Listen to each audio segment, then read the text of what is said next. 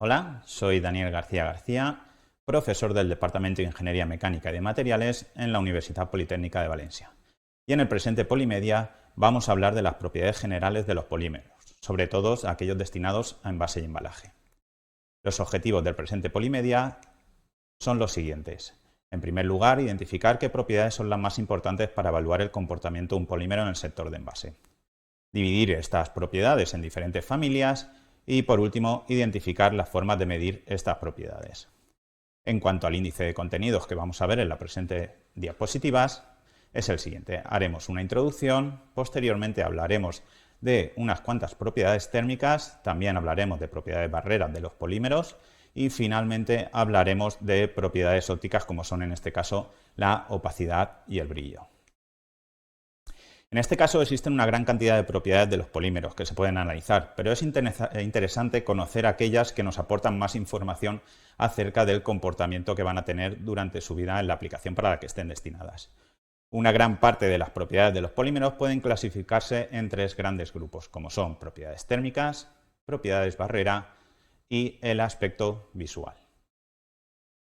En primer lugar, en cuanto a propiedades térmicas, vamos a hablar de la temperatura de transición vítrea. Esta temperatura es indicativa de un aumento de la movilidad de las cadenas amorfas del polímero.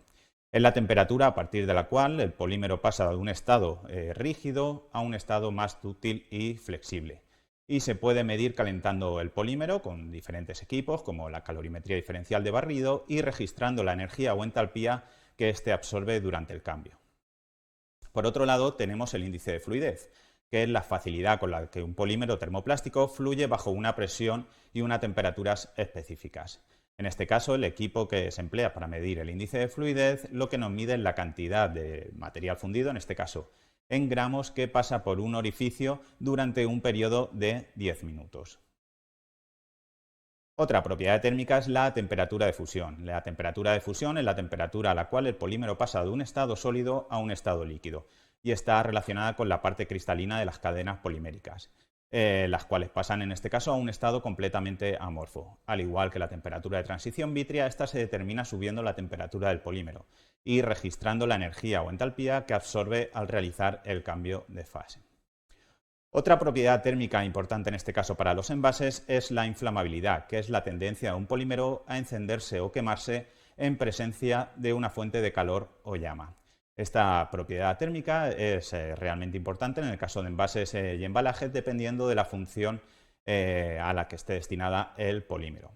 Hay diferentes tipos de polímeros, como sabemos, y hay algunos como el policloruro de vinilo, conocido como PVC, que tiene dificultad en la inflamación. De hecho, cuando se pone la llama en el PVC, este arde, pero al retirarla se autoextingue. Por otro lado, el celofán es altamente inflamable.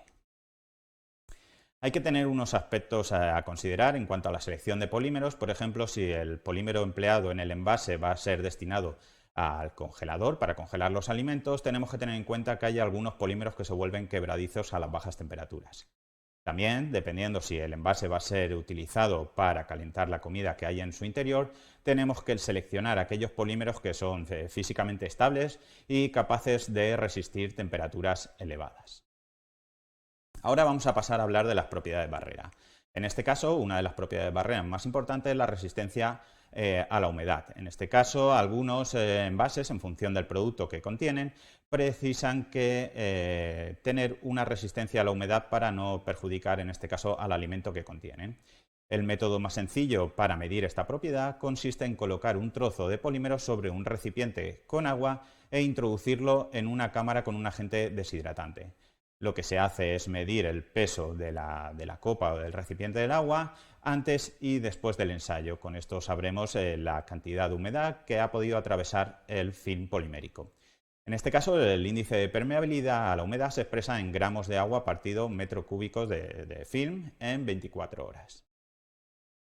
Otra propiedad barrera es la resistencia a los gases.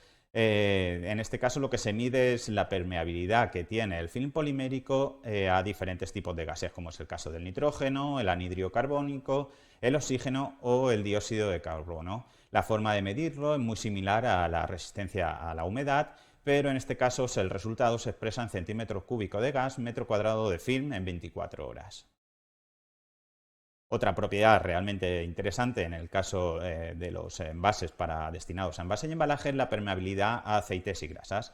En este caso, las grasas de algunos alimentos pueden deteriorar algunos polímeros que se emplean en envases y atravesarlo, quedar en la superficie, algo que no interesa en el envasado de alimentos. La forma de medir la permeabilidad de aceites y grasas es muy sencilla. En este caso se coloca arena con el aceite encima del polímero y debajo del film polimérico un papel absorbente. Y lo que se hace es medir o calcular el tiempo que es necesario para que atraviese ese aceite el film polimérico. Por último, vamos a hablar de las propiedades visuales, que en este caso son realmente importantes en el caso del envase y embalaje, como son la opacidad y brillo. Estas propiedades son de gran importancia en el campo del envasado de alimentos, sobre todo desde el punto de vista estético para el consumidor. En el caso de los envases es preferible emplear en este caso envases transparentes, ya que permiten ver el contenido que contiene dicho envase. La opacidad puede medirse en este caso determinando la luz que atraviesa una película polimérica mediante espectrofotometría ultravioleta. Por otro lado, el brillo se puede medir registrando la cantidad de luz que refleja la muestra con un medidor de intensidad luminosa. Una vez visto el presente Polimedia, ya sabemos más cosas sobre algunas de las propiedades más importantes para evaluar el comportamiento de los polímeros en el sector del envase y embalaje. Con el presente Polimedia hemos identificado dichas propiedades en el contexto del sector del envase y embalaje, hemos identificado algunas de las diferentes familias de propiedades de los polímeros y también sabemos medir algunas de estas propiedades. Con esto finalizamos el presente Polimedia. Muchas gracias por su atención.